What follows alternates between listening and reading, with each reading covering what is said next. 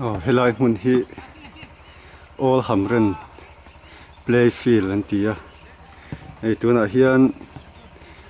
Paul class 8 le class 9 no pangte an nia helai hamren school tisong ke ni ho nen hian tugin zinga hengan practice ho dona rin ain field an lo nei thakop me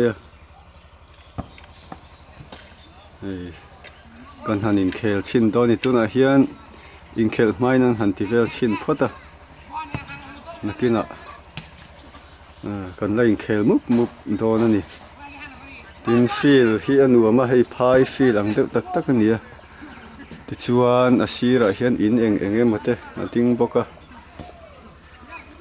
tin feel nung lama hian hei leilet a om le a leilet bu a then chun tlusuwa wa then ding boka bu mun tu hi chuan nei thani ani ho wi chu ti hian feel sir no ya om ania ta thleng so lai son pa pakhatin na thoka in en chiang chin te am so lai son en ber nge thon bu ala ni mai thei ni so son lakhop mai om na chuan feel sir kho chak lama hian hei dor te neu om boka vai dor te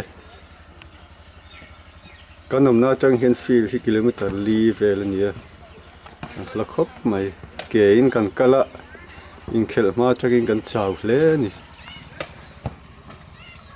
heng ho hi hamren play role ho an nia so lama song ke ni lam hawan practice ve thung ani